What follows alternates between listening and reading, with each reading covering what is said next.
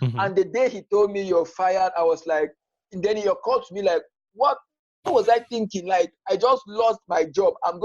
I knew my world has come to an end. But then I begged him. I did all sort of things for him to take me back, that I was going to change. He said no, he has realized that I'm not being productive anymore and there is no need for me to be where I am not happy. So when I left Jakiri and came back to Douala, I was jobless for a couple of months, and that it was a huge failure for me. My father people were so disappointed. They were so disappointed that I failed them. I had an opportunity to grow with a big parliamentarian in Cameroon, a big man in Cameroon, and I screwed it up, and everybody was just like, I'm useless. That was the down moment of my life. That is what made me to start seeking for new ways of doing things, and I'm so happy he fired me.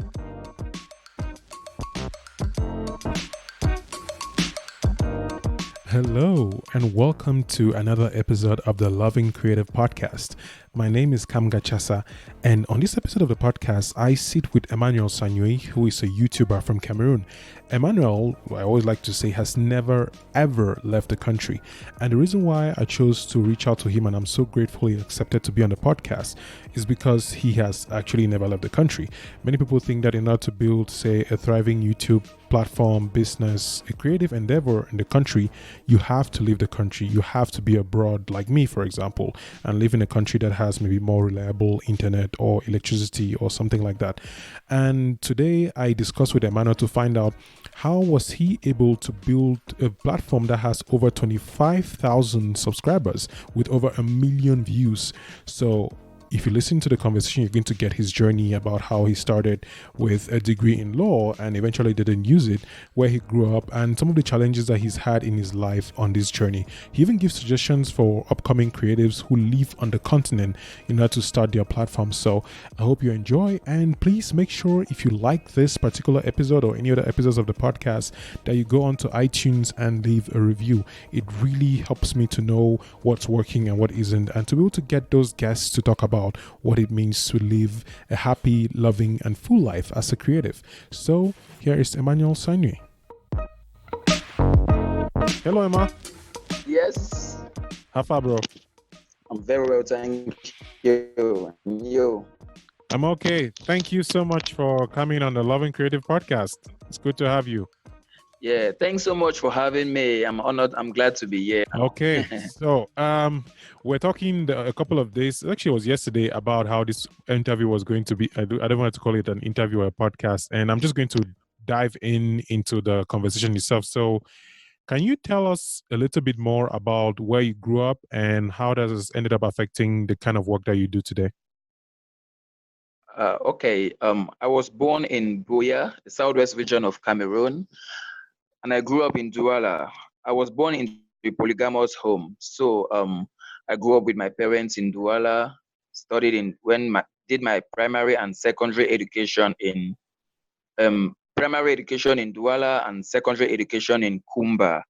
I went to PHS Kumba, Presbyterian High School Kumba, and then I went to GBHS Ndop in the northwest region of Cameroon, where I did my high school education. From there, I went to the University of Yaoundé Toussoua, where I studied law.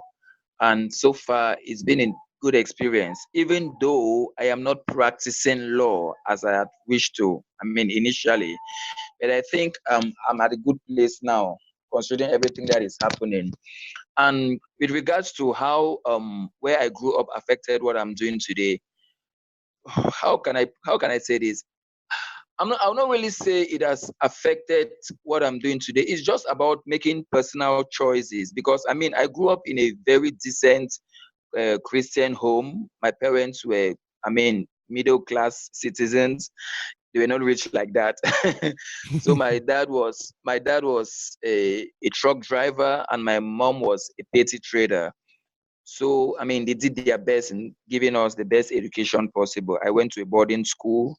So I would say the education they gave me has just enabled me make good choices that are good for me. And also I'm doing what I just love doing. Yes, I might not be doing law, what I studied in school, but I'm still doing what I really love doing. Talking about the things that you love, what really brought us together was our love for content and the fact that you are one of the most prolific YouTubers on the Cameroonian national soil. When did you start this journey as a YouTube creator? I started this journey in 2017. September 2017, that was the What day prompted I you? decided. Okay. The thing is, I started. How can I put this? I think I started this journey just out of curiosity because I am someone who is so curious. I always went online and I was doing research on top 10 things about Cameroon. For example, like the top 10 richest people in Cameroon. I just wanted to know. I love classifications. I love countdowns. So I've been watching a lot of classifications from the US and other countries. But each time I went online to look like top 10 richest people in Cameroon, or like there were no statistics online with that, I was like, why is no one putting these things online? Like, why don't we have these things online for people to know? So I just said to myself, okay, since there is no one putting these things online, I might as well be the one to start creating those videos. So I created a channel on the 1st of September 2017. And when I started, I just loved making videos and I just wanted to share the things I loved. I mean, the things I love about Cameroon. So that's just what prompted me to start this video, just out of curiosity. I was like, okay, since there is no one representing Cameroon, like putting out these informations where people can find out what is happening in Cameroon, I just told myself I might as well be the one to start putting those informations. So that is And what made me to start this channel. how did your I'm curious. I want to find out, like, how were you able to start this journey? Okay, that's the beginning of the journey, September 1st, Yes, 2017. When did you yes. start thinking that this might be something that could probably earn you a living? The thing is, prior to starting this YouTube channel, I used to work with an online VOD, movie on demand platform like Netflix, something like the Cameroonian version of Netflix. It was called Njoka TV at the time. So I used to work with Njoka TV as the content creator and marketer. So my boss at the time, Mr. Rofur Chifur, one day he called me and told me, Emma, you can make a lot of money. We can start putting our movies on YouTube and make a lot of money. I was like, what are you talking about? So I decided to do a little bit of research about YouTube. That is when I actually knew people could actually make money from YouTube. So I did a lot of research here and there, and I saw a lot of videos people were talking about how they are doing well, how they are being created, how YouTube is helping their creativity, how YouTube is making them some money. And I was like, okay, this thing is good. First of all, I love creating content. So if I can be creating content and getting paid, I mean, that's awesome. Besides, the only thing I was a little bit scared at the time was I thought, just like many other Cameroonians, I thought there was no way for Cameroonians to be paid by Google or by YouTube. So I just did it like out of passion. I was like, okay, let me just give this thing a try. But the point where I knew that I could actually make serious money and just turn the whole thing into my business was in January of 2018. One Because year actually, after, that's a year after you started. That was when you started no, thinking not a year. I started on the 1st of September. September 2017, and then on January 2018, just a couple of Oh months, yeah, a couple of about months. 4 months, Right. 4 months later, because it actually took me 4 months to have 100 subscribers. I was like, maybe this thing is not for me. I was grinding, posting videos every day. But for some reason, I just felt like maybe it's because I'm in Cameroon, people were not watching my videos. It took me 4 months to have 100 subscribers. But then in January, I posted a couple of videos and the videos went like semi-viral. And I started getting a lot of traction, a What lot was the of video views. about? Yeah, I made a video about the top 10 visa-free countries for Uh-huh. Cameroonian passport holders. As of today, the video have about 120,000 views, something like that. So the video really got my channel going, like got me a lot of subscribers, got me a lot of views, and my channel was monetized. And one day I said, okay, let me check my income. Let me see what is happening with my whole revenue on YouTube. And I was shocked. I was like, wow, so I could actually make this much money from YouTube. That is when I took it so seriously. I started getting serious, investing, buying equipment, and so on and so forth. To do a short recap before you continue, it's like when you started it was out of curiosity, out of, oh, let me find out what this thing is. And then before you thought about the money, there was already the passion and the creation and the curiosity in it. Is that the truth? Yes, yes, Okay. that's the truth. Like I started it out of passion. Yes. And one thing that also kept me going is that at that time I was working with Njoka TV, so I had access to a lot of things. I'm sure if I was not working with Njoka TV at that time, it would have been so difficult for me to start this journey. That's why I'm so grateful to the platform for giving me, like, for kickstarting my YouTube career or my YouTube journey, because I had free access to the equipment. I could use the camera, the lights, free internet, the laptop. Like I had everything at my disposal for free. So that is what actually helped me to start. So when I started making a little bit of money here and there, I had to invest now to get my own things.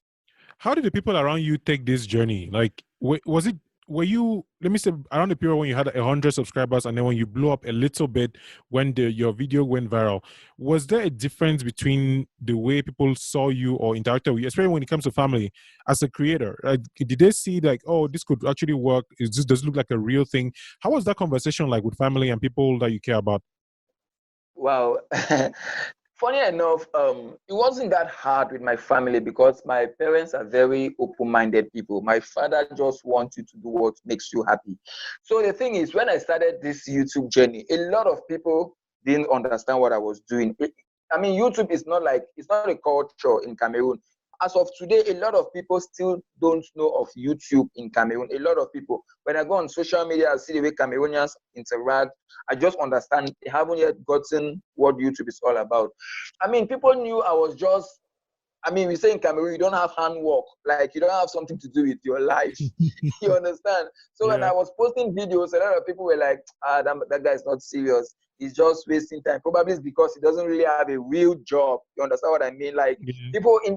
a lot of people are just telling me, okay, maybe when you have a real job, like when you become a lawyer, banker, whatever, then you're going to stop that thing you're doing.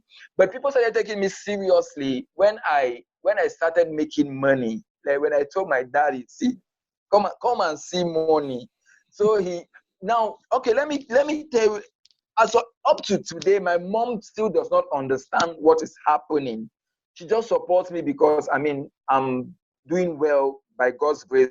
I'm paying my bills and I'm doing some few things just from YouTube. So she supports me now. But down in her mind, she still does not understand what I'm doing. But my dad gets it already. So it was easy, you know, it was easy. People just came around when they realized I proved to them that I was being consistent, and I showed them that I wanted to take this thing very seriously. So people just started coming around gradually. When people were seeing that the subscribers were growing, I was getting connections. Like sometimes I'll go on the street and a couple of people recognize me here and there. How do you feel when you get recognized on the street? Guy, I don't want it. I'm scared of fame. Like sometimes when the other day I went out, someone said, Emma, I watched your video. I was like, what? Where? How? At one point, I even forgot I had a YouTube channel. Like, how do you know me? So I get scared sometimes when people recognize me. I'm not used to it. That is not what I want, actually. Like, unfortunately, that's what the job comes with. It comes with a little bit of fame. The more you grow, the more a couple of people recognize you here and there each time you go out. But man, I'm still trying to adapt to that. I'm still too small, and a couple of people recognize me. I just wonder when. So now I understand the pressure celebrities go through every day. It's a lot of pressure. Fame is hard. To manage fame is so difficult. So I'm just Yeah. hoping. At one point, I don't want to be famous, but there's nothing you can do about it. The more your videos go viral, the more you start having a lot of subscribers. Fame is Well, inevitable.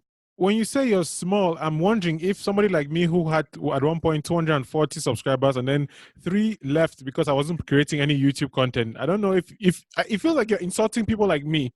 When you say you're small with 60,000, Not at all. Okay, when I talk of small, I mean, no, I know what you mean. It's each like, time yeah, each time you have a goal, like, okay, when I get to 1,000 subscribers, the next thing you do, you set another goal. So yes, when I was looking at people with 20,000 subscribers, I was like, oh my God, the day I'll hit 20,000 subscribers, that's it. I have made it in life. That is what was always in my mind. But now when I got there, I was like, it's normal. I need 100. When I have 100,000, You do have now we are going somewhere. So talking about goals and like, what has kept you going from 0 to 100 or 100 to more? Like, have you, what really happened that, because I know, for example, I edit videos and I started my channel and I'm also doing this podcast and I'm writing. There's a lot of things that have to come with the whole aspect of being a creator. Like, you need to set your own time, have discipline and systems. What has been consistent, or what has changed in the way you create now compared to when you started? When I started YouTube, I never really knew what I was doing. I just knew that I wanted to make videos. I wanted to create content. But when you start doing it, each time you post a videos, from the comments from your readers, you know what to do to improve. That is what has been trying to upgrade me every time. Each time I post a video, I always ask for feedback from viewers, and a lot of my subscribers always give me this feedback, like, you need to work on this, you need to work on that, you need to work. So that's what I've been trying every single. The first time I posted a video, I never had a camera. I used my phone. But as time goes on, I see the need, because the pressure, the more you grow, the more there is this pressure. People are expecting more from you. People are expecting you to step up your game like every single day, and which is normal. Like, if you're growing, you need to step up your game. So that is what has just been keeping me consistent. Just the happiness, the satisfaction I get from creating something new. Each time I post a new video on YouTube, I am so happy. I don't care if people watch it or not. I just feel like, okay, I have done something good. Eventually, I start looking forward to the next thing I want to do.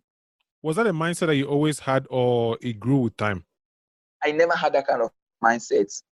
Just as I told you earlier from the beginning of this interview, I am very curious. I always want to learn new things. Each time I post a new video, I want the next video to have a little bit of extra something to spice it up. So I'm always curious, and I watch a lot of motivational and educational videos. So I haven't been this curious always. Like, my curiosity started when I actually started finding out more about YouTube. I just generally watch a lot of YouTube videos. I follow a lot of inspirational, I watch a lot of TED Talks. So I can go on YouTube, I can spend an entire day watching from one TED Talk to the other, watching inspirational videos, following successful business entrepreneur on YouTube, and so on and so forth. Who are some of these people that have influenced the way you saw YouTube? Like, who are some of the people that come to your mind in terms of people who've taught you, like, digital mentors? Okay, the first person that I really like was Gary Vaynerchuk. Gary V. Yes, I love Gary V so much. The way he does his thing online is so inspiring. There are a couple of people I really like, and their channel, they might go to channel for YouTube success. It's video influencers, Benji and Sean. Yes, oh my God, those guys have helped me greatly. From their channel, I've learned a lot of things. There are a couple of people I love. Casey Neistat.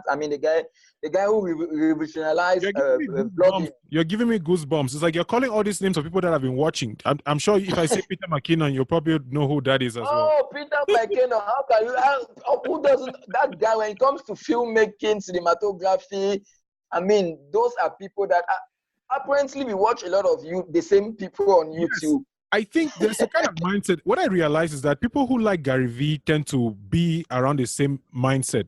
Like, for me, when I started Gary V, in the beginning, it was annoying. And then after a while, I was like, this man is speaking the truth. Then after a while, I consume his content on a daily basis.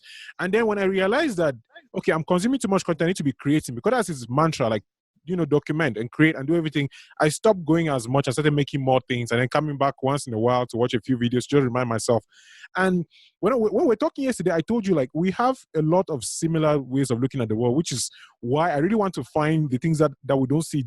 Like, I'm looking forward to coming to a place where we disagree. Honestly, like, in this whole podcast interview, I'm trying to find a place where hopefully we get there. I'm sure there is something that will just set us apart. Yeah. So I am sure there is something. But so far, we see that we look at the world almost in the same light. So Yeah. yeah. I'm curious to know what are some of those challenges that you face that have remained consistent over the years, like something that is always recurrent, whatever since you started or up to now, and that you think might always be there and you always have to overcome them. What are some of those challenges that you deal with on a regular basis? The first thing I have to deal with on a regular basis is inspiration, with motivation. First of all, the reason I'm saying this is because, unfortunately, I don't know if I should say fortunately or unfortunately, the country where I come from, a lot of the government does not invest a lot in creativity, culture, and so on and so forth. So when it comes to motivation, content creators in Cameroon don't really have motivation like that from the government. Apparently, the government doesn't really see what we are doing. Maybe it's because we haven't done it in a grandiose scale or something. But I don't have a lot of motivation coming from my country. That's the first thing. Another thing is internet connection. Internet connection in this country is something else. That is what I have been facing from day one till today. And I'm sure if we continue having the same internet providers in Cameroon, I'm going to face the same problem. Internet is a huge problem in Cameroon when it comes to video content creation. But apparently, I have come to the mindset I'm trying to develop. I'm trying to develop that positive mindset of not letting things stop me from achieving what I want to achieve.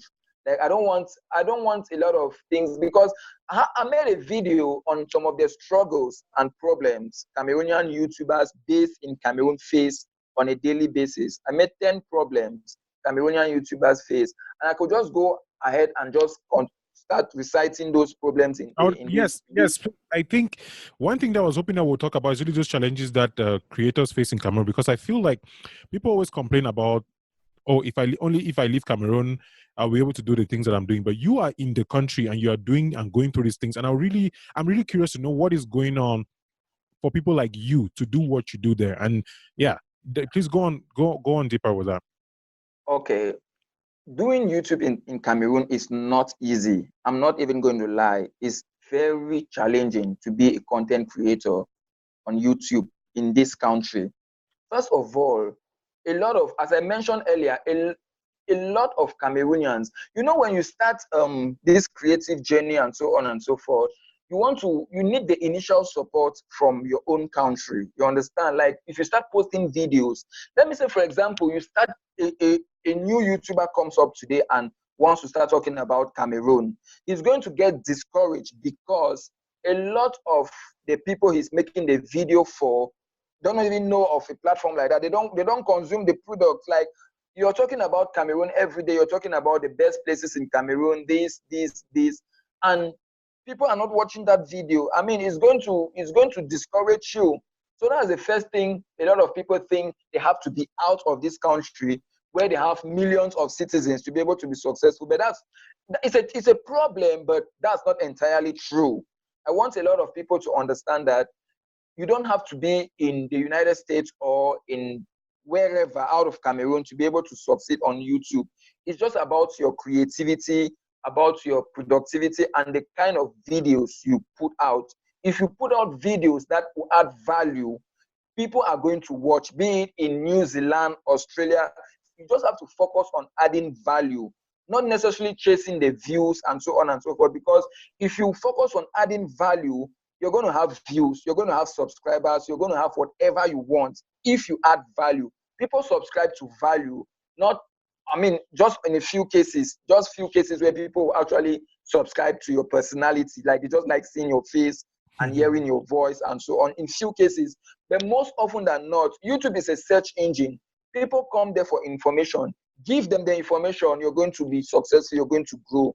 But I think a lot of Cameroonians fail to understand that they don't want to take out time to do their research before starting on the journey. They are usually so excited when they just hear, oh, this person made money from their YouTube channel. They just think they can start YouTube the next day and they'll be successful. No, there's no overnight success on YouTube. It takes time. It actually takes time. So Cameroonians should understand that wherever, not only Cameroonians, people just have to understand that don't let your country limit you.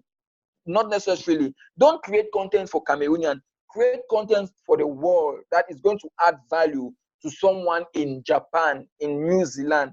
Just create content that will add value. It doesn't matter if it adds value just to Cameroonians. It doesn't really matter.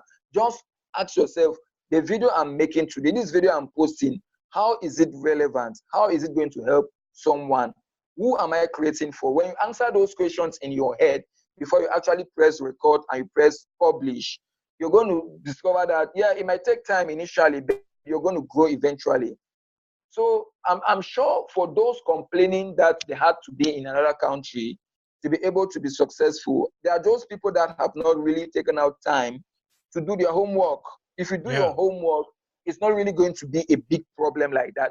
It's going to be a problem, I mean, to a certain extent, but it's not entirely true that you have to be out of this country. Because I am in Cameroon.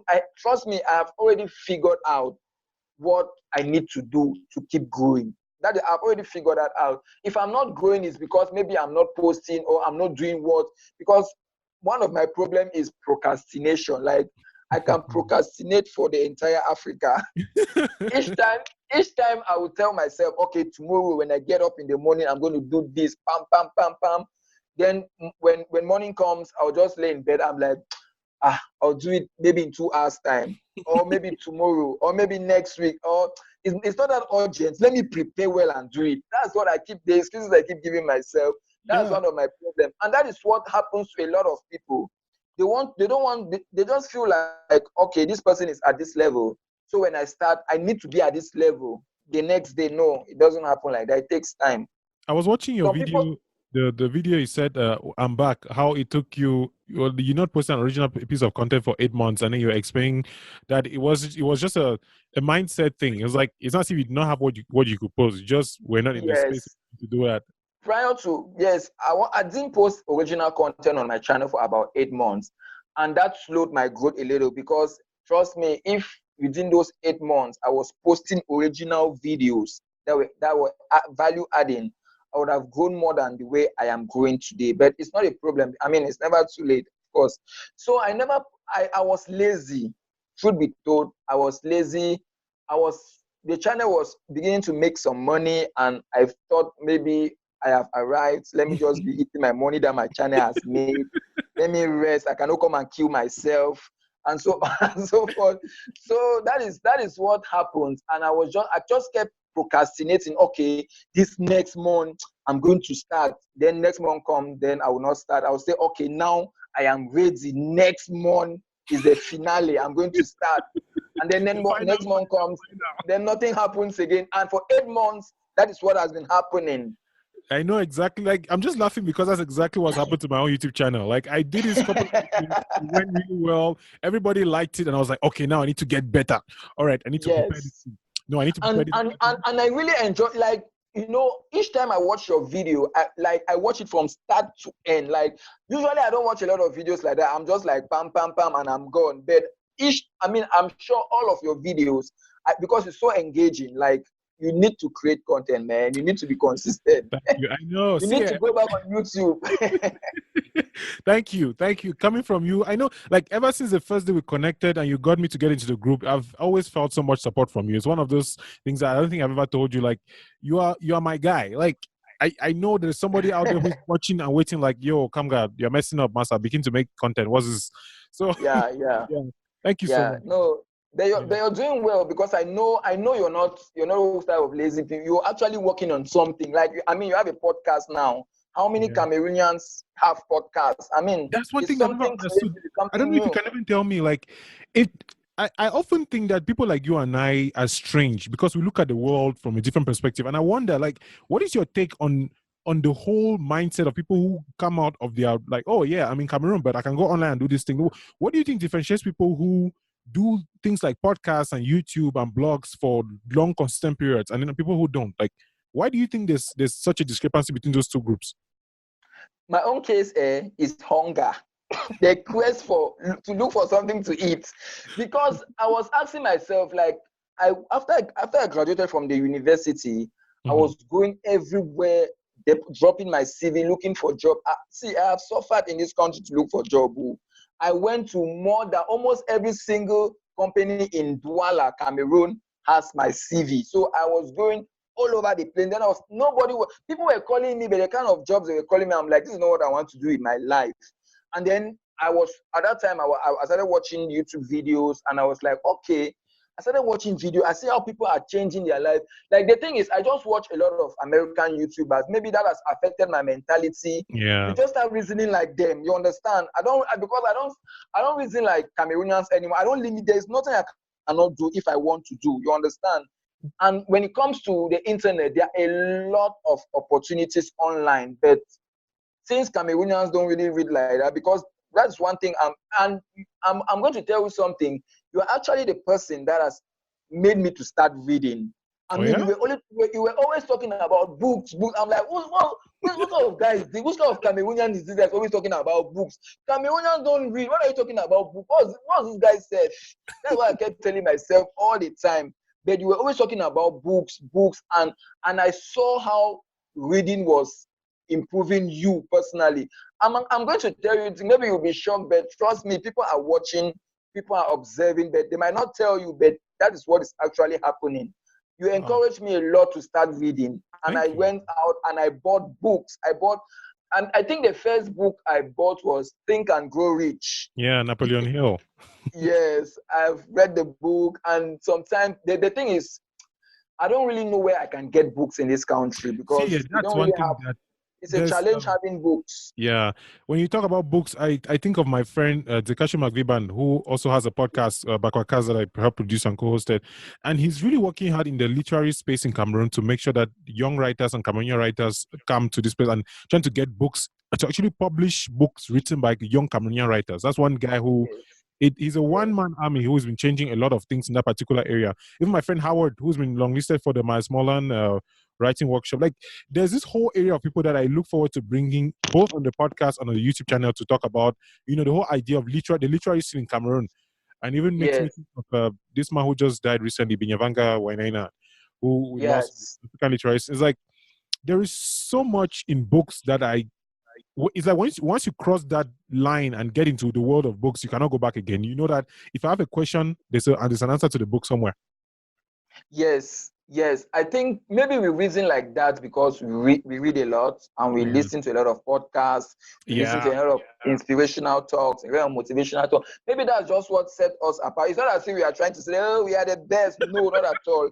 But I think so many things. You have no idea. There are things that I'm like, I am no, please carry on, do your thing, but I'm not there. Like, I was watching, was it Dima Ume? There's a video that somebody shared in the group. I always watch those videos, or sometimes, and I was looking at this lady, this Nigerian fashion blogger, fashion YouTuber. I'm like, man, this thing is so well produced. Like, she's talking about fashion and doing all these cool things, and it was a story time video, just a talking head, but the quality, I was like, hi. And see, let me tell you something. Let me talk about Nigerians for a second. The Nigerians have really understood content creation. I'm like, sometimes that is why there is YouTube. There is actually a YouTube office in Nigeria, Facebook office in Nigeria. We don't have those in Cameroon, and that is why motivation. That when I was talking of motivation, that is what I was talking about, because the other day I saw. I mean, there is YouTube in Nigeria. Every now and then they invite content creators for a seminar, for a talk. They motivate them, they encourage them. That is what keeps them going. They consider there are a lot of Nigerians that does YouTube as their full-time job, like their main source of income. Zima Ume, for example, that lady is doing so well. She's doing so well you cannot even think for a second that she's in Africa. I know, right? Yes, because she does so. There's CME. There are so many content creators from Nigeria that are doing so well. But unfortunately, Cameroonians don't understand. But I think it's just a matter of time, because trust me. I actually wanted to ask you, like, who are some of those Cameroonian YouTubers that you see, or content, not just YouTubers, but content creators as a whole, that you see like, okay, these people are, they see the vision, they see what is coming in the next couple of years, the next decade, and they are working towards it right now. Are there some people that come to your mind? Yes. There are some few people, but unfortunately, the people that are really making an effort when it comes to content creation in Cameroon, that are Cameroonians, that are actually based abroad. Yeah, you understand? They are not Cameroonians in Cameroon, because at the top of my head, Cameroonians in Cameroon, they are still Karawa Diaries. I think that's, Yes, Kawara. Kawara. I think Kawara is doing very well. yeah. I mean, I Yes, I love his creativity. I think Kawara is slightly knowledgeable. He's slightly above the average Cameroonian when it comes to knowledge and creativity. yeah, I've known him for a while, Caleb, and to watch the way he has moved from this guy who was just doing editing, and now he runs his whole business and does these really cool videos. I'm like, it's amazing to watch him from beginning to end do that. And then there's Tino. Yes. Tino returned from the US, and Tino is also doing an amazing job. He's not doing YouTube, but with Poise Social, I think he's changing the game in terms of writing critique on the internet about entertainment and entrepreneurship and things like that. Those are the two people. If you watch my last video where I was talking to Cameroonian bloggers, I praised Tino. I said in that video that Poise Social is supposed to be like the Cameroon Tribune, like a national. Each time I read an article from Poise Social, oh my God, it's like I'm reading a book from one big author in America. Those guys at Poise Social are doing so well, but unfortunately, Cameroonians I mean, those guys are underrated in this country. Tino and the other guy, I don't know the other guy, Wilfred. Wanji Wilfred. Yes, those guys are underrated. They are heavily underrated. But I mean, I just wish if Tino can start a YouTube channel to share the guy is knowledgeable, man. That guy has sense. See, I'm going to get him on the podcast. We hung out once, like we were talking online for a long time. Then we had this. There was an event, the BDMA. I think the first BDMA Awards. We're both nominated for the same category. Yeah, best content creator, and I think he won. If I'm not, yes, he won, and that was actually went out. Ed Soya drank Martha Guinness, and we talked for a while. I was like, this is a cool dude, both online and in person, and I really look forward to collaborating with him. I feel like. I actually want to ask you, even though I have my own ideas on this, like, how do you think we can change? When I say we, is like a collective Cameroonians, whether you're in the country, out of the country. I feel like being here, for example, have the advantage to use internet, be in a way to look at things differently, collaborate with people who are here. And then because of the internet now, you and I can be talking right now in real time. You're in Cameroon, I'm in the US. Like, the world has changed. So I'm wondering, how can we move the Cameroonian content creator landscape forward? Man, we need to organize more seminars. We need to sensitize a lot of Cameroonians. We need more seminars, more workshops in this country. And that is what I've been planning to do, especially when it comes to the YouTube space, because that is what I really have a good mastery of YouTube, because I've actually taken out some time to understand this whole YouTube business. So I have a little bit of mastery on that. So I was planning to maybe by the end of the year to organize like a workshop to talk to Cameroonians about content creation, be it written content or online video, how you can use your creativity. Because trust me, I think there are a lot of creative Cameroonians in this. I mean, there are a lot of Cameroonians that are very creative, but I just feel like they need that extra boost. Like maybe we were fortunate to be curious and learn a lot of things on our own. But I think there are a lot of people that if you touch their mentality, if you play with their mentality a little bit, a lot of things will change. A lot. And trust me, as soon as we start having a lot of creative mind, a lot of people that think like Tino, like you, if we start having those kind of people in this country, mediocrity will stop in this country. We're going to stop having a lot of mediocre people here and there, and we are going to strive for perfection. We are not going to be perfect, but we'll strive towards the right direction. You just need to sensitize a lot of people, organize seminars here and there to create awareness of how important the creative industry can change this country in one way or the other. That's just what we have to do right now. And to do that, it's not necessarily about money, because personally, when I want to do something, I don't usually put money. Yes, money is important, but money is not the most important thing in anything, big business, whatever. You need money, but that's not the most important thing. I just think like the most important thing now is just human resource. If I can be able to have a couple of people buy into the idea, to be able to come together and create this, then we'll be able to we start from somewhere and then we move forward. You understand? Mm-hmm. You just need a lot of workshops and seminars and to create awareness and so on and so forth. Yeah, I think I've seen at least I've found one area where we disagree, because I don't think that we need a lot of seminars and okay, wow, that's cool. So what do you think? I mean, So like, if that is the only thing that you think you need, that's why I disagree. But if you think there are other things, because you've mentioned a bunch of things throughout this podcast, which I agree with 100%. Like the mindset. Personally, I feel like the mindset is much more important. Seminars would help, but for somebody who has attended a lot of seminars and seen how seminars are generally run in Cameroon, I feel like it's going to be a waste of time, more than okay, just you. Like, what I think is that if more people like you, Emma, have a YouTube yes. page that runs, and then you do a whole playlist where it's like how to start a YouTube channel and what you need to do, and then use more of the platforms that are existent to share with more people that reach them, like using Facebook ads to reach people who are in a particular age who like a particular page, and then share more of that content. When you look at, I'm looking to try to reverse engineer the way you and I got inspired. It's like people like Gary Vee. I don't even know how I discovered Gary Vee. I think, I don't know, it's a Facebook ad or it's a YouTube ad or what, but there are a bunch of channels that I discover on YouTube because of the kind of content that I consume. And I feel that people like you might need a seminar with you. I feel the people in that room will be people who already know you, people who already know how to reach you. So I wonder how that's going to be effective for people who have no idea what YouTube even is. Like, I'm just thinking, if you need to go offline to get people to come online, and if that is the right way to, not even the right way, if that is the a good way to try to get more people to create. So I'm just skeptical about this solution. I'm not saying that is wrong. I'm just skeptical about how effective it's going to be to change the mindsets around what it takes to create or be on YouTube or write and stuff like that. So that's just where I'm like, I don't know if that's going to work. So what do you think? Do you have any like possible solutions? Yeah, I think you're already doing it, which is strange. I think the fact that you are consistent, the fact that you are already creating, the fact that you are in Cameroon and doing what you're doing, every single person that you meet who comes to you, I'm like, Emma, how are you doing this thing from Douala? And you're like, actually, yeah, this is how I started. In September, I did my YouTube page. I've been doing this, and this is how it works. I feel like seeing somebody in action would inspire people more than watching and listening for 30 minutes or 1 hour. That's the way I look at it. Just Yeah. you already making things and creating for this long and still growing and looking at how to expand.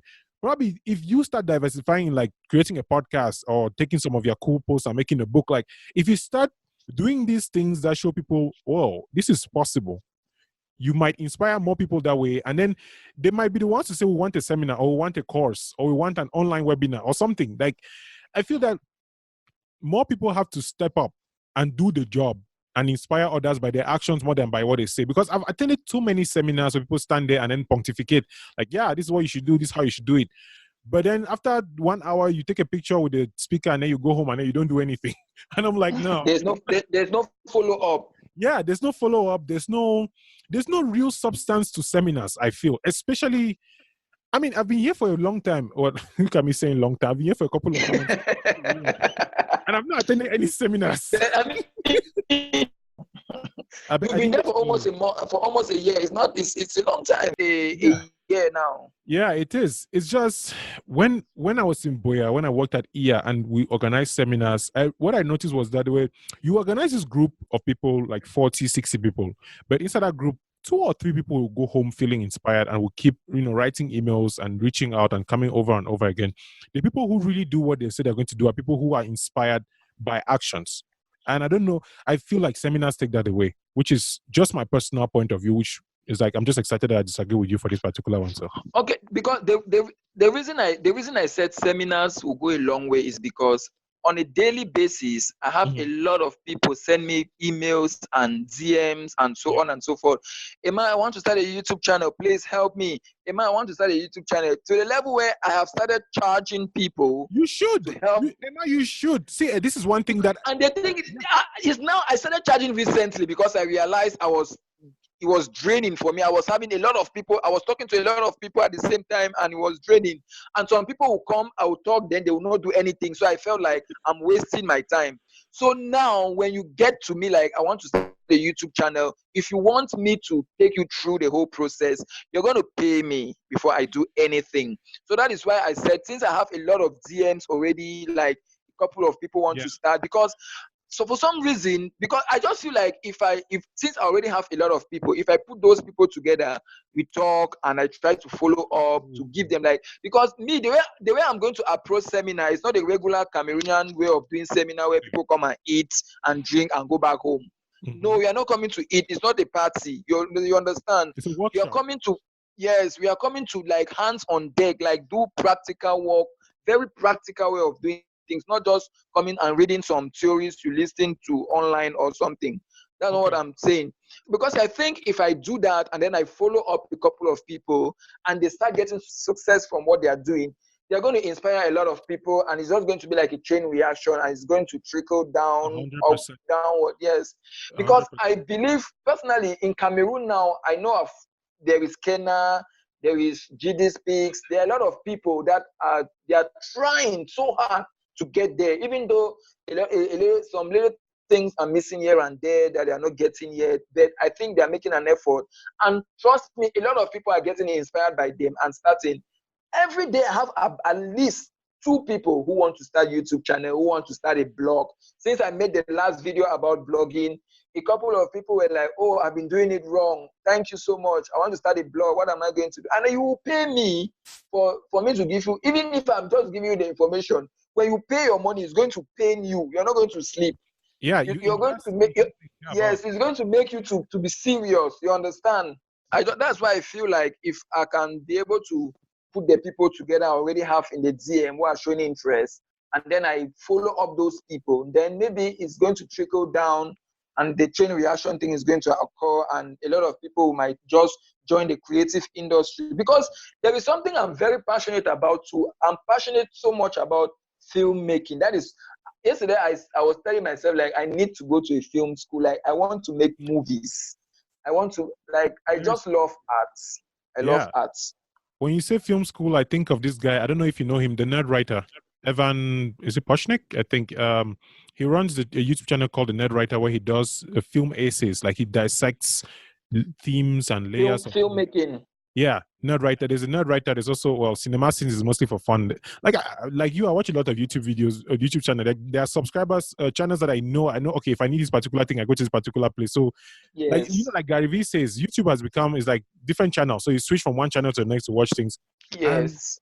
And he actually dropped out of film school because he realized that it wasn't going to help him make film. So there's another lady, Audrey Ember, who's also another YouTuber that I really enjoy, who does. She does a lot of video and editing and things like. She even worked as an intern in China, working for a video creation company, I think. And there's a general theme that I notice with people who want to do film, which is they realize after going to film school that this amount of money that you're paying to get this theory, I better just go and start making my films quietly. And then they end up just doing that, like actually making their films independently than to go to film school. And yes, and you grow, and with time you're going to grow with the job. You're going to learn new things. You learn by doing. Yeah.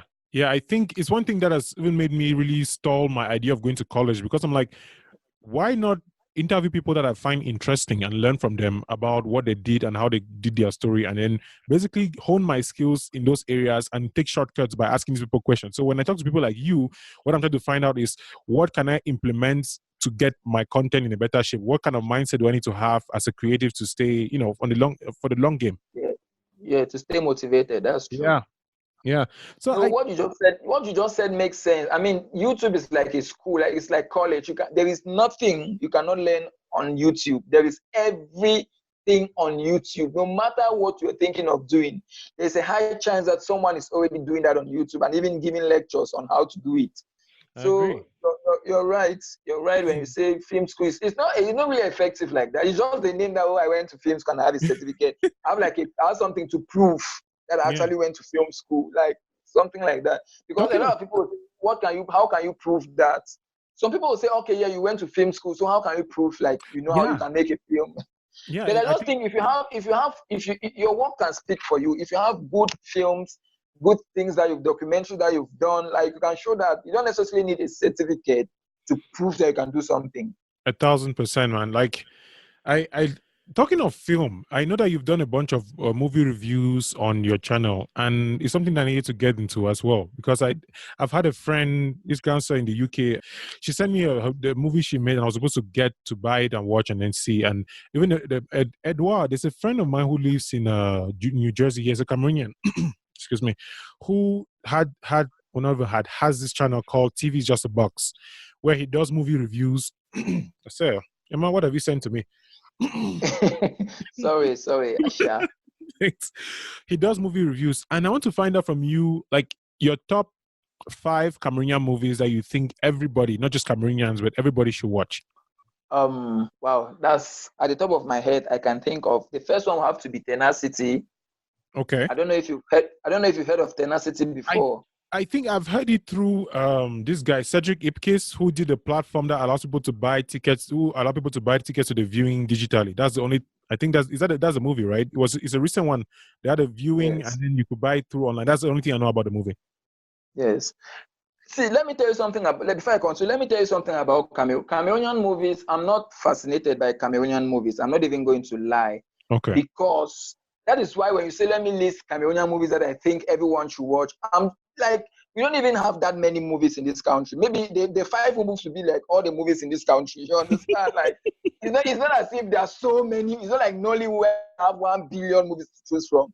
We have maybe 10 movies, and all the 10 movies are just normal movies. Like, I mean, there's nothing, because I can just go and say, okay, they should watch A Man for the Weekend. But then again, I don't like the Is it film. because your standards are too high, or you think the production quality leaves it wanting? Maybe it's because I'm having no. See, this is 2019. There is nothing like you come from Cameroon. Like, it's still the same thing like content creation as we were talking earlier. You have to remove the mentality because I'm in Cameroon, I'm in Africa. I can't get this shot. I can't do this. I don't have this equipment. Get the equipment and do it well. If you want to compete at the international level, then you have to, because even as content creators from Cameroon, we are striving to compete, to level up with what other content creators around the world are doing. So if you want to be a filmmaker, you might as well try to level up with what other filmmakers are doing around the world. Don't say, no, I'm in Cameroon. Cameroonian films are drama. We have to do just drama in Cameroon. That is why we say, let me list Cameroonian film. I can just list 5 Cameroonian films that I have watched. Not that I necessarily like it, you understand? Right. Yeah. So when it comes to Cameroon, yes, there is one movie called Mali. It talks about deforestation and so on. I love that movie. There is Rebel Pilgrim. I love, when it comes to Cameroonian movies, I love original Cameroonian stories that are original, that are told in the Cameroonian way, like epic movies. Yeah. Because all the urban movies are probably been done in Nigeria like 1 million times, in America, Asia. So there's no point. You can't tell better drama stories than those guys. So I love original Cameroonian movies. And the thing is, the reason I told you I want to enter into film, I want to start making film, because I feel like there are some stories that we need to tell that are still untold in this country. There are so many. What you just said is something that I've said multiple times in my private conversation. There are so many untold stories that we just ignore, and we just go with some random drama that does not even make sense. That is why I just feel like if I get into filmmaking, I don't know. I'm not saying I will be different or I'll be this extraordinary. I just feel like I'll do something. Yeah. I feel like I'm going to do something differently. I'm feeling in my spirit like there is something there. Because let me tell you something. Till today, I don't understand why Cameroonian films are not showing in Cameroonian cinemas. Like, I don't understand why that is happening.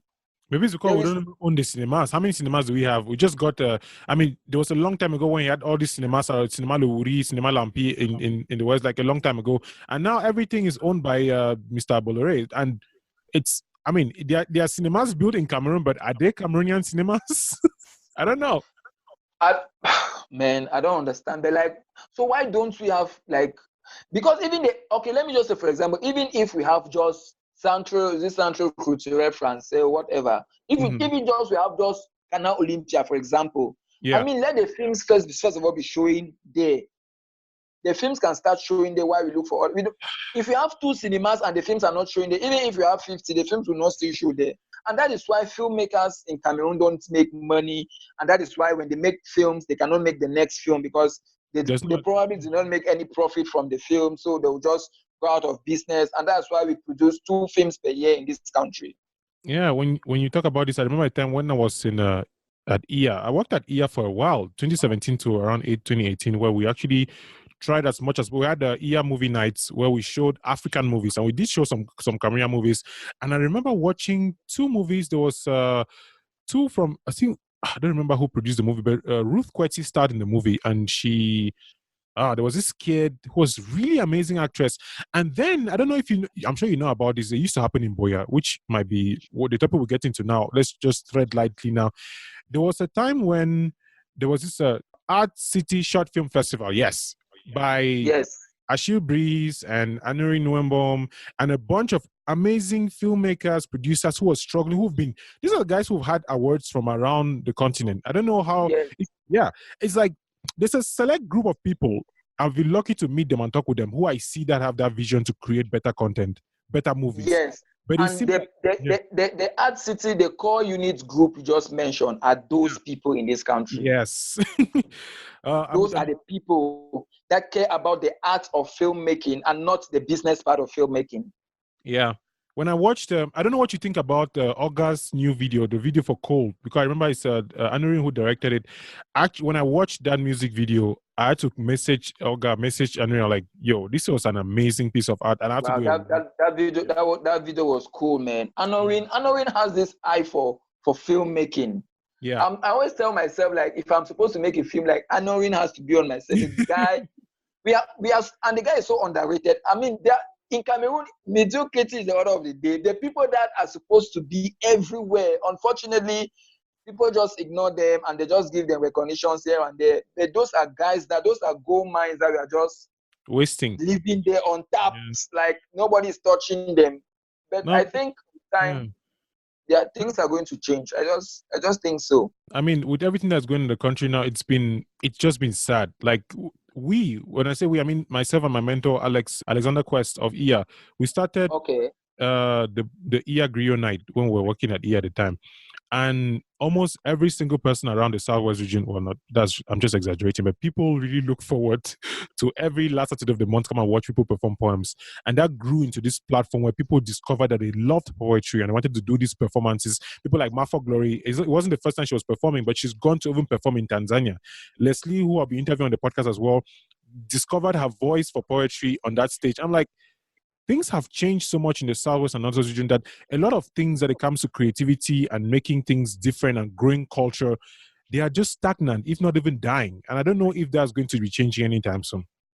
And if you ask everybody, they would just put it on the Anglophone crisis. And for some reason, it can be true to an extent, but I don't know what to say when it comes to that, because truth be told, I think the crisis has done a lot to destroy creativity in the Southwest, especially in the Southwest, because the Southwest used to be this, like, they used to call Boya the Hollywood of Cameroon. Like, it was like the industry where everything was happening, the best musicians, the best writers. I mean, everything was done in Boya.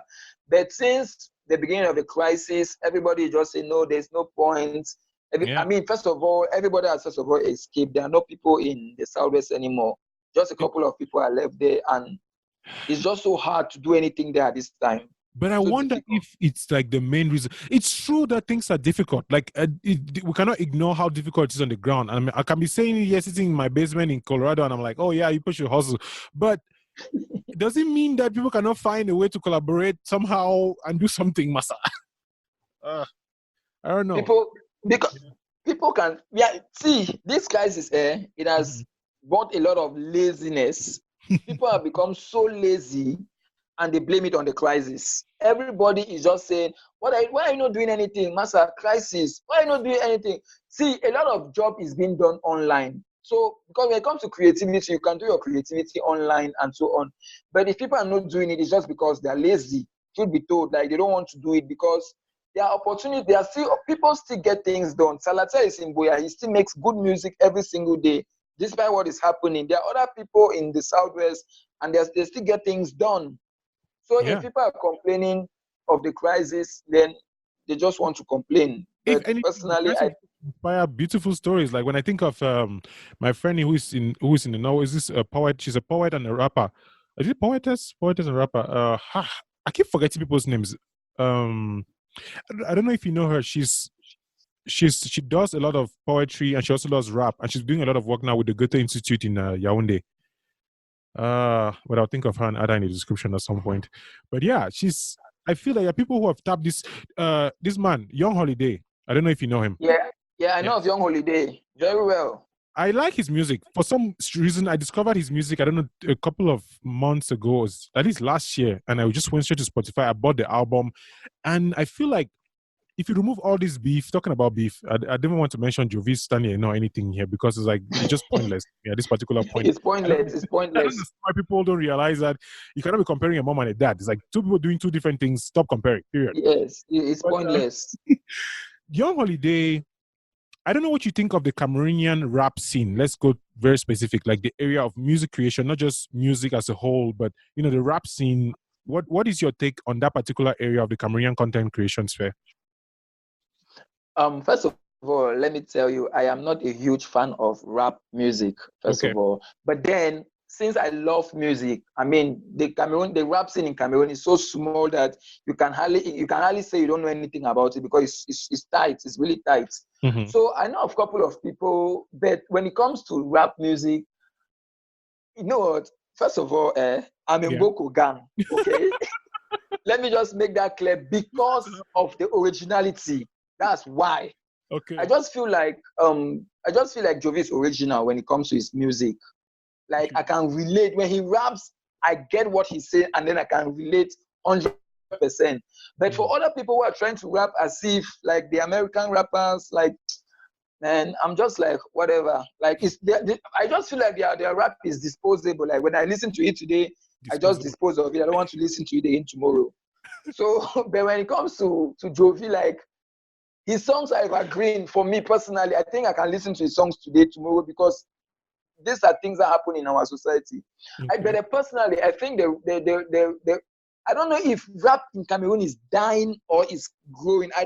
I'm confused at that level. I cannot tell you for sure if the rap scene in Cameroon is growing or is dying, because I feel like a lot of people I thought were rappers have started singing. So I don't understand what is happening with the rap scene anymore. People are singing these days. It's as if rap doesn't pay anymore. So I'll get a rapper or a music producer, somebody on the podcast, and then we'll talk about this. Let's try to get full circle around your creation journey and find out what are some of those lessons. Like if somebody was starting YouTube today and you had to tap into your own personal journey and say, you know what, these are the things that I learned, these are the mistakes that I made. What are some of those things? You can even limit them to 5 things that you feel anybody who is starting today, like 2019 now, should be paying attention to and try to make sure that they don't fail in those particular areas. Yes. Okay. That's a very good question. The first thing I would like to tell new content creators is to focus on their craft, on their creativity, because when the creative industry is very competitive. It's a very competitive industry where if you don't stand out like with your craft, you're just going to be you lost in the crowd. Especially if you're creating content for YouTube or you're having a blog or maybe you're a writer or something. You have to be very outstanding with your craft. You have to focus on that, because if you focus on other things like the money and all this, you'll be carried away and you're not going to succeed at it. That's the first thing I'll tell people to do. Then the secondly is patience. Patience is very important. It's not going to happen overnight. It takes time. All these successful people you see today, if you look into their journey, they'll tell you it took me 10 years to get this, 5 years. So it's going to take time. If you do it right, it might be shorter, but it takes time generally. So you have to be very patient. The next thing is consistency. You have to be very consistent as a new content creator, because, man, if you're not consistent, no one is going to remember you. When you post the first video or you write the first book or you post the first article, whatever you're doing in the creative industry, people will say, okay, this is good. Then people are expecting more, then you just disappear. No one hears from you anymore. People are easily going to forget you because there are so many other people doing almost similar thing you're doing. So if you're not consistent, like you need to constantly be on our notification, on our feeds, on our timeline, like people need to constantly be hearing of you so you can be relevant, because the more you're consistent, the more you grow. That's the third thing I'm going to encourage a lot of people to do. Then humility. Humility is very important when you start this journey, because of course, when you start, there are people that started before you. And if you want to come and, how we say in French, you want to come and make bras de fer, you understand? Like you cannot come and make bras de fer with your elders. And that is what is responsible for a lot of beef in this country. I'm not saying that because People started before you. You cannot be better than them, okay? But just respect people, because you don't know who is going to hold your hand tomorrow or for whatever reason. So it's just good to be very humble, respect people, be willing to learn, and so on and so forth. And then the fifth thing I'm going to say is collaboration. Work with people. You cannot do it alone. You need help. Everybody needs help, I mean, at one point in their life. So if you see someone who is doing something similar to you, collaborate with that person. Make an effort to work with that person. Because that is one thing I faced when I started. When I started my YouTube journey, I had less than 100 subscribers, and I reached out to one lady. I reached out to a couple of people for collaboration, and they ignored. None of them responded to my emails. I was like, oh my God, nobody is having my time. Like, I'm not going to be successful at this thing. In fact, it would not work. But I kept going, and now every day people are contacting me. They want us to work together. I'm like, just be ready to work with people. Be ready, be open, just make an effort, and don't go around spamming people and just imposing yourself. There's a way of doing things. To make a little bit of recap, the first thing is you have patience, you have humility, consistency, creativity, focus on your creativity, and then you have collaboration. Yeah. Those are the things that are going to help you. Just focus on your craft. Keep making good music, keep making good videos, keep writing good articles. Just keep honing your craft every day, and you're going to get there. It will take time, but you eventually get there. It's not easy. Nothing is easy. Nothing will be given to you on a platter of gold. You have to work for it. You have to go get it. Okay, that's it. I like that list, and I'm going to really develop that into something that I can share more and further. Like, one thing that I'm also interested in is finding out, did you have any personal failures that were really painful for you, but when you look back now, you're like, I'm glad that happened and I can take a lesson from it? Okay, I've had a couple of failures that at that time I thought like, oh my God, I'm done. Like, this is it. When I graduated from the university, I worked with Orange Cameroon for a year in Bamenda. And man, I was this commercial agent, these people that go on the street and create mobile money accounts for people, like these sales agents. I was doing that for a year, and I had to leave because I got a job to work with Honorable Wiba Joseph. I don't know if you know him. Yeah, he one made a powerful speech at the council. Yes, so he was my boss. So he recruited me, and I was his personal assistant for Honorable Wiba. So I was working with Biba, and I realized those were my worst days when I was working with him, because first of all, not that I didn't like the job. I wanted a job, and he gave me a job. For that, I was very grateful. But now I was working in Jakiri, in a village where I had no opportunity to do whatever. It was a village, and I was just stuck in his NGO, doing nothing with my life, getting up. I hated what I was doing so much, because I felt like I wasn't growing. But at the same time, I needed the money he was paying me at the end of the month, you understand? Mm-hmm. And one day he realized I wasn't being productive, or maybe for some reason he just realized I wasn't giving my 100%, because truth be told, I wasn't really happy being there. But I mean, I needed the money to survive. So he fired me, okay? Mm-hmm. And the day he told me you're fired, I was like, and then he called to me like, what was I thinking? Like, I just lost my job. I knew my world has come to an end. But then I begged him. I did all sort of things for him to take me back, that I was going to change. He said no, he has realized that I'm not being productive anymore, and there is no need for me to be where I am not happy. So when I left Jakiri and came back to Douala, I was jobless for a couple of months, and it was a huge failure for me. People were so disappointed. They were so disappointed that I failed them. I had an opportunity to grow with a big parliamentarian in Cameroon, a big man in Cameroon, and I screwed it up, and everybody was just like, I'm useless. That was the down moment of my life. That is what made me to start seeking for new ways of doing things. And I'm so happy he fired me. Truth be told, looking back, everything happened now. I'm just like, God made this to happen for a particular reason, because what I am doing today gives me so much joy. I might not be making millions for me, but I am happy. This is something I can even do for free, because I am happy doing it. So that is the failure I would say happened.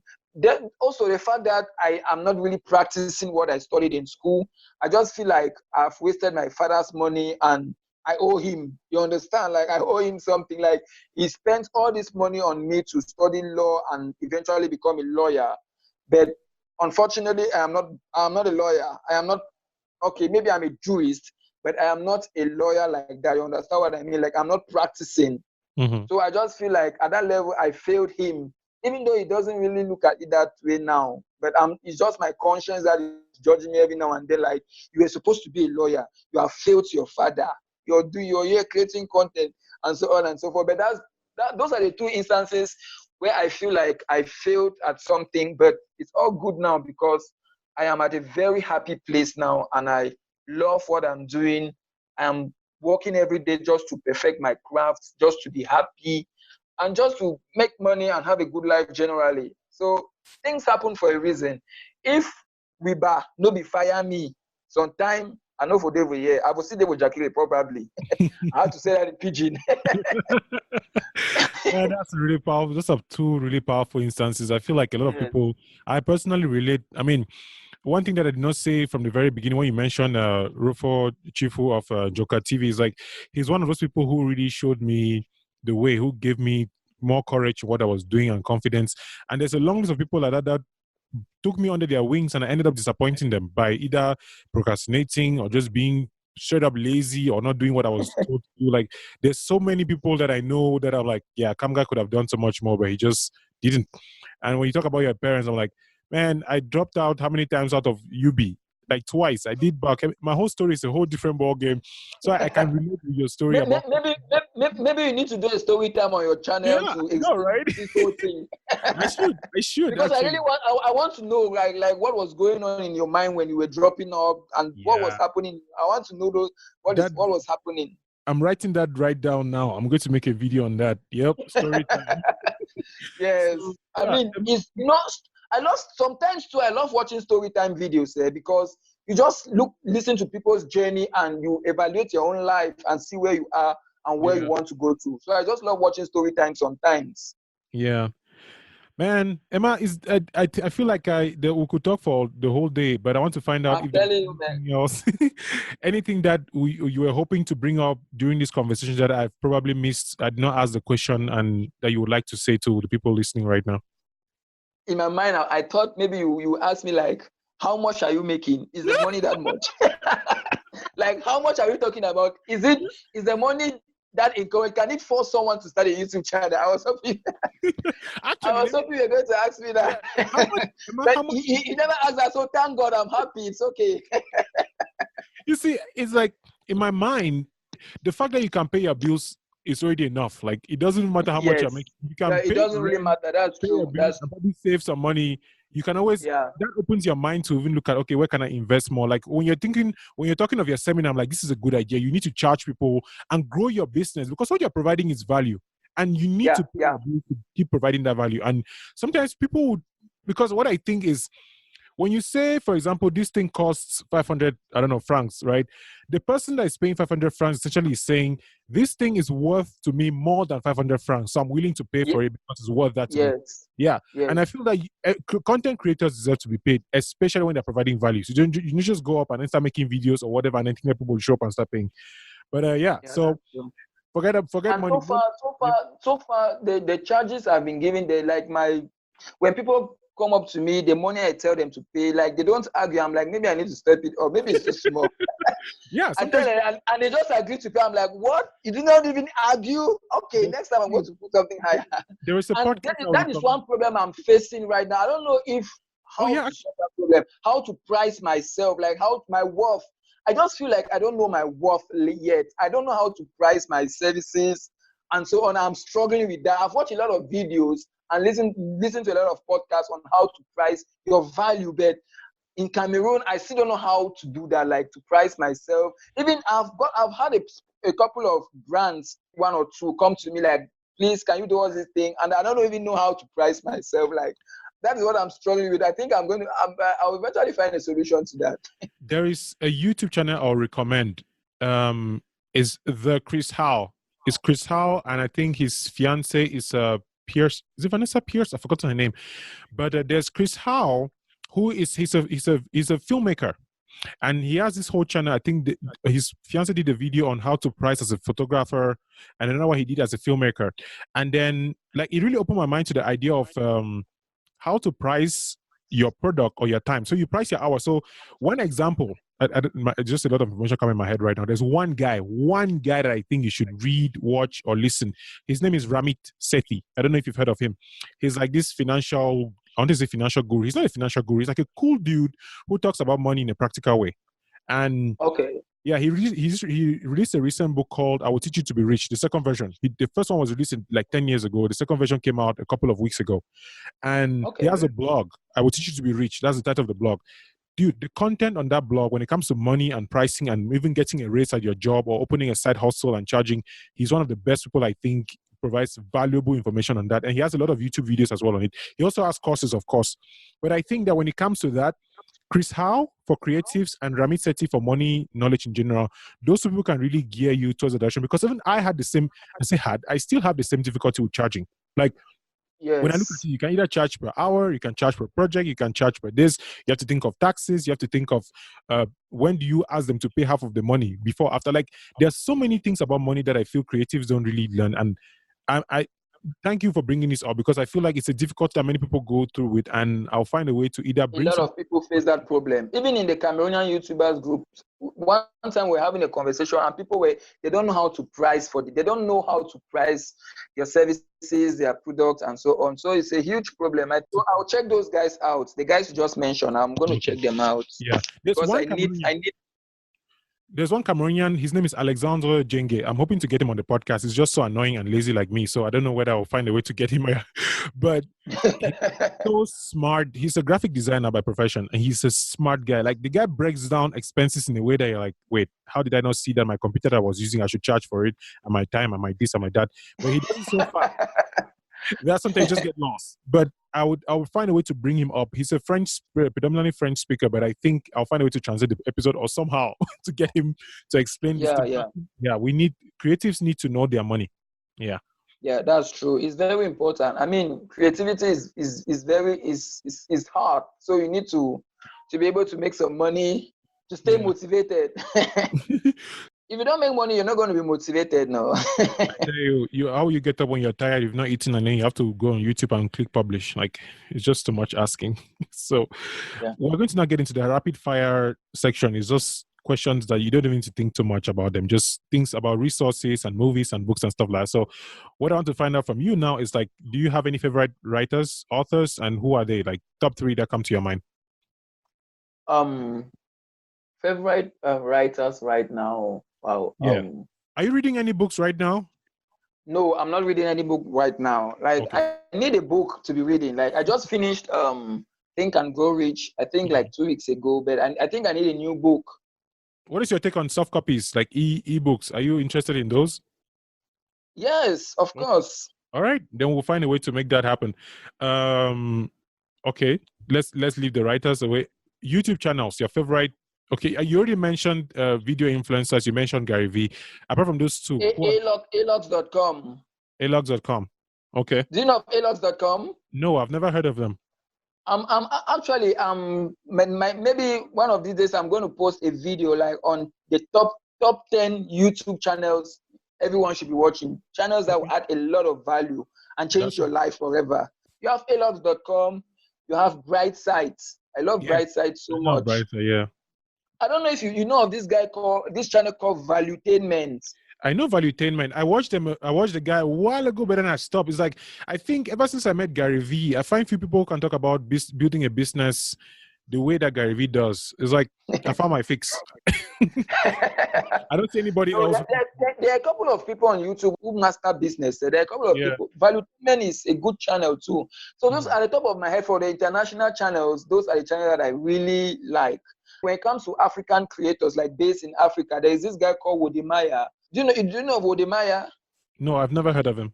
He's a vlogger, like a travel vlogger. He tries to promote Africa to the best of his ability. Like, he shows the good side of Africa, and he's doing that very well. So I really love his channel. I love Dima Umetu. Like, I love her success story. Like, I just love how she succeeded in building this big brand for herself in Nigeria. For that alone, I probably don't watch her videos like that. But every now and then I watch one of her videos where she talks about story time. But for the makeup videos, like I'm not really interested in those kind of videos like that.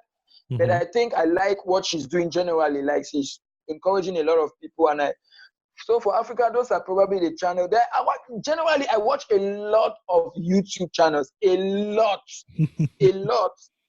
Like I watch YouTube, like maybe I don't even watch TV anymore. I don't watch TV How do you anymore. make time to create when you watch so much content? Like, do you have a schedule that you keep to? How do you? Yes. Okay. Yes, I do have a schedule. The thing is, when I get up in the morning sometimes, maybe because prior to getting up in the morning, I already planned, like when I get up today, I'm not shooting a video. I'm learning how to shoot a video today. Yeah, so maybe I'll watch videos on how to make a video. Every day I plan, today I'm not shooting a video, I'm learning how to do one or two things when it comes to creating content, and then the next day I'll make a video. And when I don't know, I just feel like creative minds live this kind of solitary lifestyle. Like you don't really have friends like that. You're always like in your mind, like always looking for the next thing to do to create something. Because personally, I don't really have friends like that. I'm not an outgoing person. Yeah. I'm always in the house, always struggling to create content. Like that is, and is this solitary lifestyle of content creation is, that's why there's a lot of burnout in the creative industry. You know what I think? I think when you get to this point, it's a good place to be, where you realize that I'm spending so much time by myself, and then this might be motivation for you to charge more, so that you don't have to spend so much time making more money and actually have free time to just hang out with the people that you care about. It's like if you have clients who pay you on a recurring basis, you know that, okay, I can even drop down the number of videos I make, or I can increase the kind of quality that I make, or the length of the videos. Like you find a way to balance it. That, okay, I'm spending so much time creating videos. Why? Because I want to make more videos. So what if I batch produce, get clients to on the site to actually teach them how to do YouTube? So that now, and then even doing things like what I'm thinking about, which is something that you might be thinking you could take and use. It's when I will be doing my solo podcast episodes, what I will do is actually film myself as I make those recordings, and that happens to make both a video and an audio. And when I have, in the future, I actually intend to do video podcasts. So I have the video and I have the audio. So one session allows you to do two instead of doing recording and then video. Like really maximizes and be more efficient with your time and your money can be a good way to clear space to have more of a social life. Because the next question is really relating to this theme. Is the last question I ask everybody on the podcast, which is, what do you think it takes to live a happy, full life as a creative? That's a tough question. That's a tough question. Personally, I would say to be happy as a creator is for me, I just feel like if I have people around me that support what I'm doing, that understand and support what I'm doing. If the people around me, the people I love and I care about, understand and support what I'm doing, then I'll be so happy.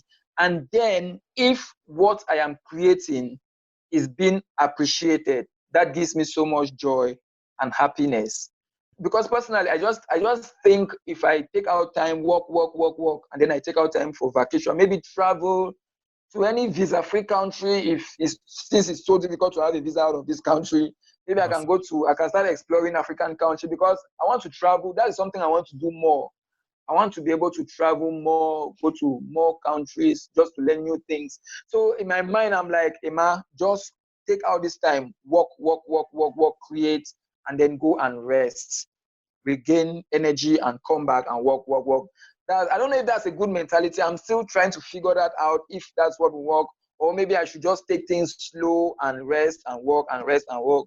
I don't know. I'm still figuring out that. I'm still trying to figure that out.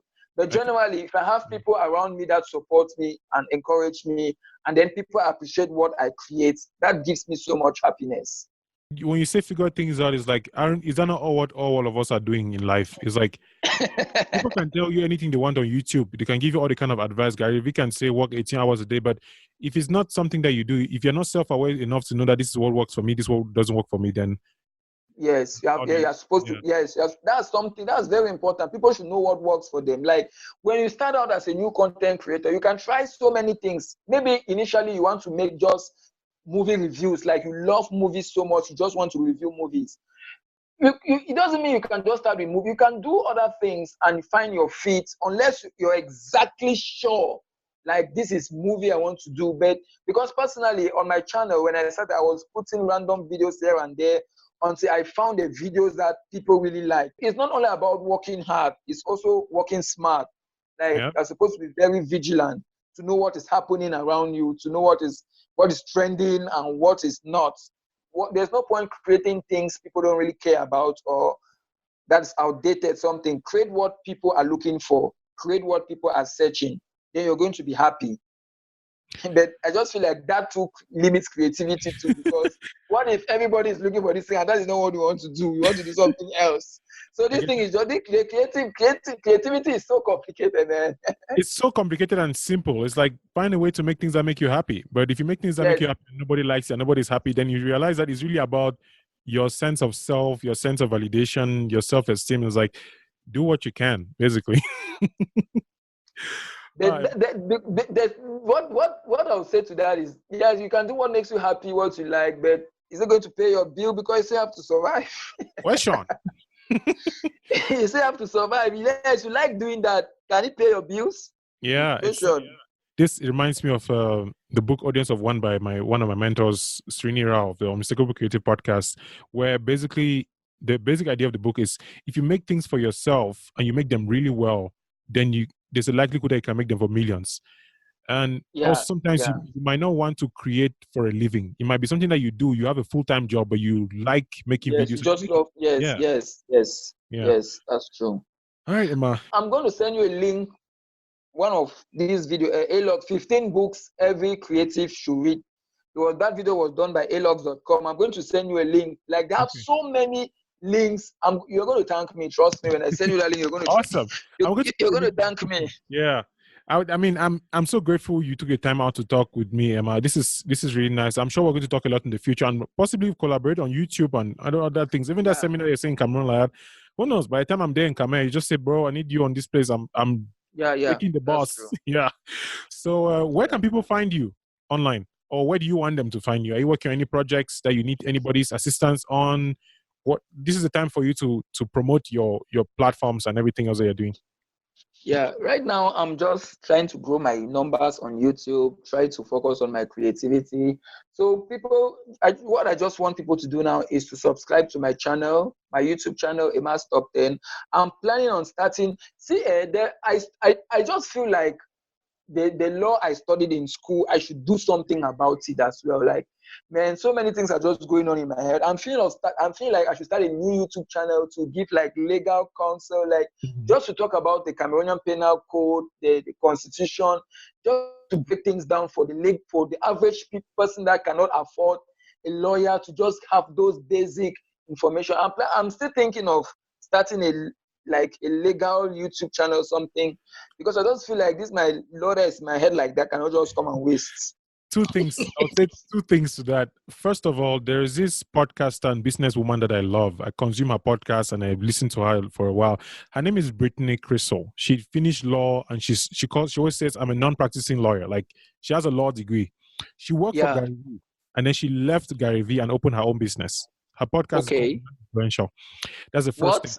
Beyond Influential. So Okay. it's about, she interviews entrepreneurs, people who have influence, to literally find out what it takes, what it means to have influence. Like what is the whole, we have the whole influencer trend. Somebody's an influencer. What does that mean in concrete terms? The second thing I would say is a quote that I always read for myself, which is from Henry Ford. It says, you don't build a reputation on what you say you're going to do. Yeah. And it also makes me think of Srini's account of people talk about, I'm going to start this and I'm going to do that. I mean, I say it all the time. When I see people, it's like me. I say I'm going to start a podcast. It's part of it's the procrastination we're talking Yeah. about. So it's like, you know what? Just shut up and do your thing. It's a trend.